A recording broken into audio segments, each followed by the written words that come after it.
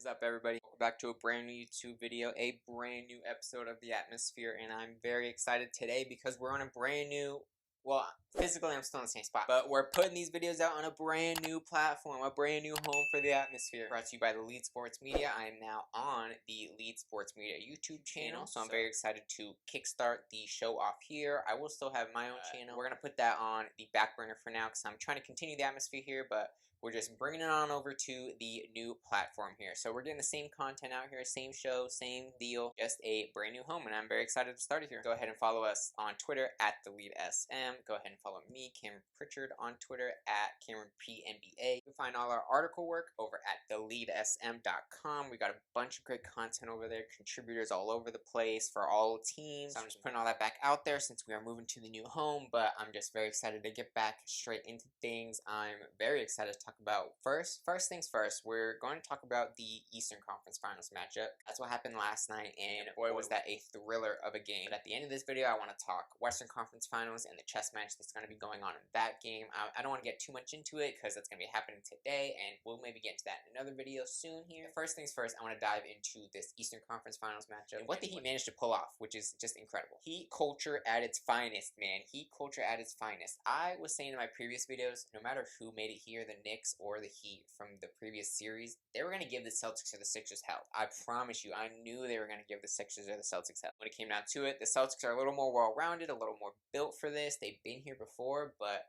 man, when it comes down to it, I'm going to say it again, Heat culture is more built for this. Heat culture thrives in environments like this. It was put on full display in Game 1. I say this time and time again. This is my favorite saying, I swear to you, because I say it all the time. I say it damn near probably every video that we've put out on my other channel either. The Celtics, when they get punched, they wobble, man. When they get punched, they wobble. All year, it feels like they've gotten to this point, just kind of doing the same thing. You know, they've relied on sheer talent, their sheer skill, and they've always had a little bit better of a roster than their opponents. With the addition of Malcolm Brogdon, they've really had scoring from all over the place, and I mean, Rob Williams has maintained his high-level defense in the paint throughout the year, and they've always been such a high-level team with Marcus Smart out there too. So it was really such an on and off switch with this Celtics team that felt like that was the main problem coming into this playoffs. That was, I mean, one of the main questions for them, where they're going to be able to turn it on for every game for 48 minutes when they had to, you know, because it's always going to be every team's downfall in the playoffs, because you have to play hard to win in the playoffs, but the Celtics have always had that issue. When it comes to the Heat throughout the year, you know, they've been cruising. Everyone's had their takes on the Heat. You know, are they going to turn it on for the playoffs? Are they being too lax in the regular season? Are they showing their true colors in the regular season? I mean, I knew Jimmy Butler is a playoff riser. You know, he's one of those guys that when it comes to the playoffs, they turn it up. Eric Spoelstra is honestly a coach playoff riser. When it comes to the playoffs, matching up against him is honestly an opponent coach's worst. And no matter what was said throughout the regular season about the Heat, when it comes down to it, they've been absolutely hooping this playoffs, and Eric Spoelstra and Jimmy Butler have proven time and time again, not just this playoffs, but all throughout their careers, that when it comes down to it, when the lights are the brightest, this is the time they know they need to execute. And honestly, the story of those teams' regular seasons all came to fruition in Game 1, and it was like a realization of just both their seasons combined all in Game 1 right here.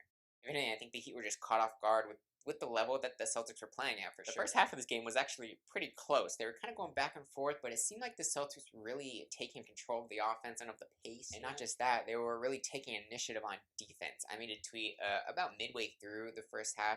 If the Celtics were going to up their defensive execution, if they were going to match the Heat's defensive level of intensity, that I'd take the Celtics offense any day of the week. Towards the end of the first half, that was honestly looking really good. I mean, the Celtics were doing a great job of covering the paint. I think they were limiting the Heat paint points to like none throughout the first half. They were controlling the pace. Marcus Smart was initiating the offense on another level, like 10 assists without even a field goal attempt or something like that. Just putting up some ridiculous stats that you don't see. Going to halftime with Boston up 8 and not necessarily cruising, but it seemed like they found something at the end of that half. Like I said, and like the previous point I made, if the Celtics were going to match the Heat's defensive intensity, I would take the Celtics just offensive superpower over the Heat when it comes down to it. As I mentioned before, man, Jimmy Butler is that guy in the playoffs, and this Heat team are just meant to be here. They're meant to be here, and they absolutely showed that in the third quarter. This is my favorite stat of the game. The Celtics won every other quarter of the game, so they won the first quarter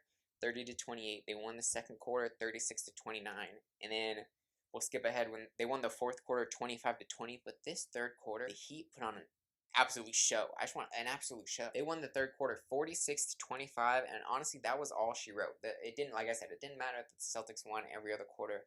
Despite the Heat put on such a dominant performance in the third quarter that the Celtics stood no chance.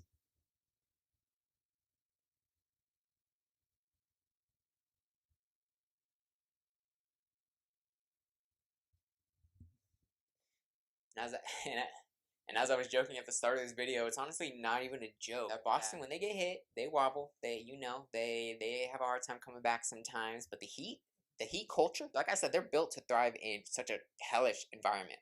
They thrive on being the underdog. They thrive on being behind, and clearly, I don't know, something sent a spark in them at halftime that they were ready to bounce back and take control of this game. Because you know what it is, when it comes down to it, when they end up behind like this, they keep playing the exact same way.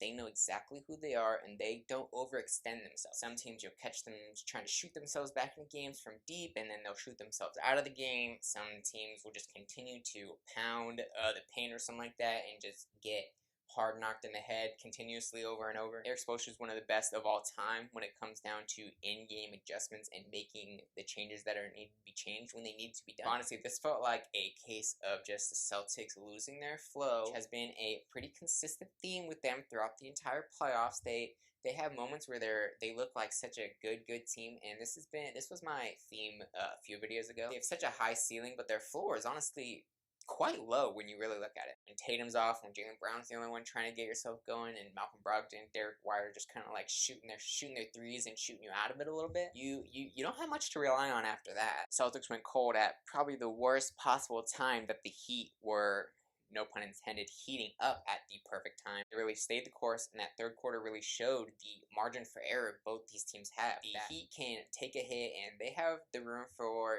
improvement in game. They have room to bounce back and grow and take a punch and throw a punch back. The Celtics, I don't know if they have that same resilience. It's not going to be enough against the Heat team, who are so well disciplined.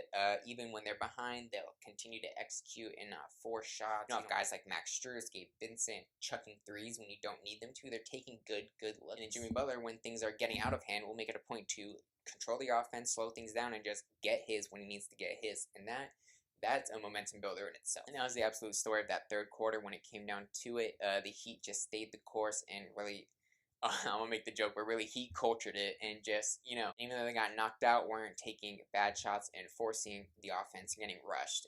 Like the Celtics, when it came to that fourth quarter, Jason Tatum wasn't touching the ball at all. If you were watching the game and had the commentators on, SVJ was making a constant uproar about why Tatum wasn't touching the ball, and I was thinking the same thing. It was giving me KD Suns vibes. It was like they're not giving it to him, and I don't know why. I can't tell. The offense was just running through Jaylen Brown. He was forcing his shots. It was ending up in the hands of guys like I said, Derek White, who were just shooting threes when they maybe not necessarily shouldn't have. They're not terrible looks, but just looks that they don't need to be taken at such a crucial point of the game. The Celtics got flustered. Maybe Jason Tatum got flustered, and he's coming off a literal 51-point performance, but he wasn't touching the ball, and it didn't necessarily seem like he was going out of his way to get it. Didn't seem like he wanted. So the Heat really are about this. Jimmy Butler wants to be in situations like this. I don't know if the Celtics want to be in situations like this, and they have a long series ahead of them. No matter what, like I said before, the Heat are going to make the Celtics' life hell for however many games this goes, and I just hope it's a total 7. I don't even care.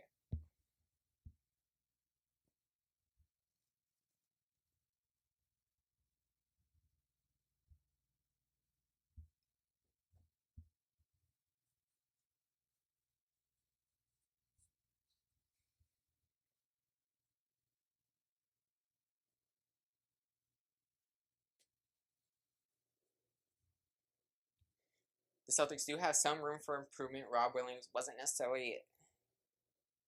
The Celtics do have some room for improvement. Rob Williams didn't play his best game on the defensive end. He was making an impact offensively, but only had so much. But only 7 rebounds and 1 block just isn't going to cut it when you're going to be such an X factor for the Celtics to really be their anchor down low and be the reason that they can keep their intensity up for 48 minutes. offense. I kind of mentioned when I was talking about that fourth quarter, I mean, Jason Tatum only took 17 shots. Jaylen Brown took 21. I want that flipped. I don't know. I get one's going to be on, one might be off, but I want Tatum, especially when it came down to at the end of that game when there was an opportunity to. I want the ball in Jason Tatum's hands over just about anyone else on the entire floor out there. So when it comes down to it, the Celtics need to work on their, if anything, late game execution and not get rushed and force a lot of shots that really put them out of it in the third. That I mentioned it before, but it's my favorite stat, so I'm going to say it again. They won quarter 1 and quarter 2 and quarter 4. They just didn't win quarter 3, and they got blown out so bad in the third quarter that it literally didn't even matter.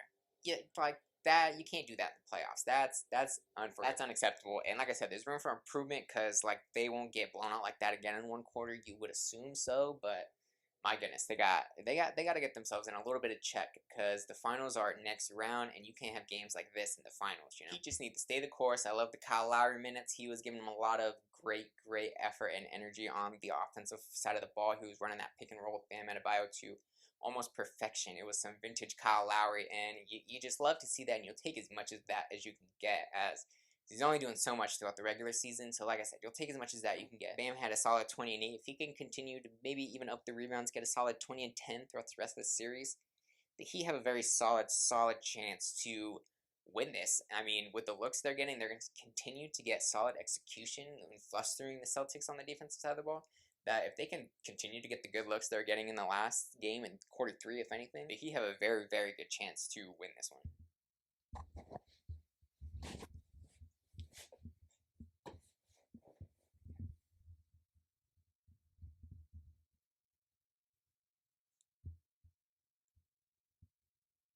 Now quickly, now that I'm done there, quickly I want to flip over to this Western Conference series because, like I just mentioned, I want this. Now I want to quickly take. Now I want to quickly take a quick peek.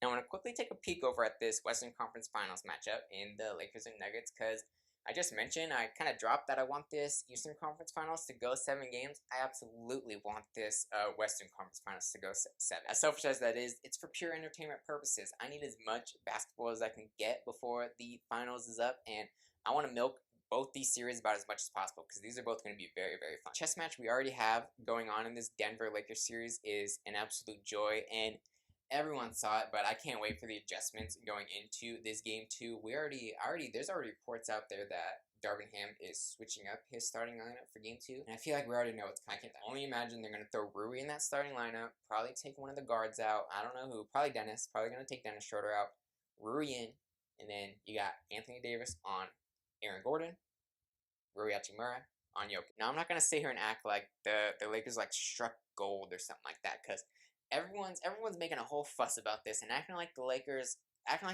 really figured out the Nuggets and acting like the Nuggets have more questions coming out of this game than the Lakers do, which I'll admit. I even tweeted this out on my Twitter that maybe the Nuggets do have more questions coming out of this game, but that's because we literally saw the main adjustment that Lakers should have already made, but we'll have to make going into game 2. And if you look back in the 2020 bubble, when the Nuggets and the Lakers last matchup, the main reason, I won't even say the main reason, but a feature of the Lakers team was how big they were, how much size they had. You had JaVale, Dwight Howard, and Anthony Davis, and LeBron, who was a little more spry than he was this year. Paint was damn near untouchable, and guys like Jokic weren't able to get theirs as much as he was in game 1 of this series, and the Lakers, that was their MO, was paint protection and blocking the rim. They had bodies to throw at big guys like Jokic, and they don't necessarily have that anymore. And they made a great switch. They brought out more size. Rui was a great card to throw out there. Darvin Ham, like that's it.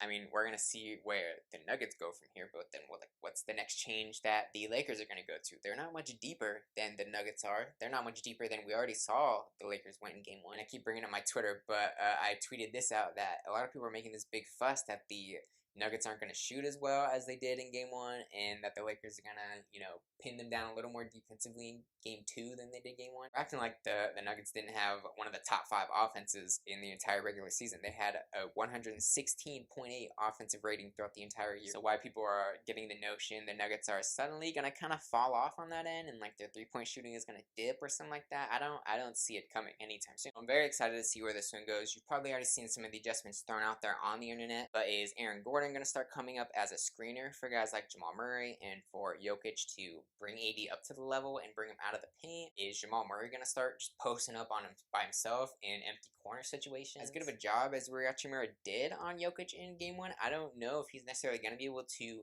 hold him the way he did in Game 1. In Game 2, that's asking a lot for such a smart player to go against someone to not have them necessarily figured out, and even the amount of time he was defended by him in Game 1. Jokic probably already has some adjustments in his own head about the Rui-Jokic matchup that he's going to be able to take advantage of, so when it comes down to it, I think the chess game, I think the whole game in general is kind of still in favor of the Nuggets. The Lakers figured some things out, but they're gonna need way better guard play to keep up with this Nuggets off. I love the way Austin Reeves has been playing all playoffs, and he again hit 5 threes in this Game 1, so 23 points from him. I love the consistency from him. You're hoping you can continue to get that. D'Angelo Russell, Dennis Schroeder, the minutes they're playing, they're just gonna need to provide more, and with the Dennis Schroeder maybe not even making the starting lineup this game, we'll see what his minutes look like this game. Vanderbilt only went 10, so I'm assuming we'll see more of him in this game too. I'm excited to see where this game goes, and as I've been saying, excited to see where this chess match goes, because I'm just hoping this thing goes 7 regardless, for very selfish reasons, and I'll be the first to say. That's all I got for today, man. My reactions for Game 1 are here. I want to quickly edit and upload this today so we can get this out before we got Lakers and Nuggets on tonight. I took a long hiatus, but I'm happy to be back. Happy to be back at the new home. Like I said, not necessarily physically, although I have been working on my decor. If you haven't noticed, I have been working on the setup. Very happy to kickstart the Atmosphere YouTube show on the Lee YouTube channel, and very excited to continue just what we've been doing. So I'm hoping to see y'all back soon. Don't forget to like, subscribe, comment anything you think I said was wrong, or comment just who you think's gonna win this Lakers-Nuggets series, and if you're watching this the next day, maybe who you think's gonna win this Heat-Celtics series. But yes, more reactions on the way. We'll see you again. Thanks.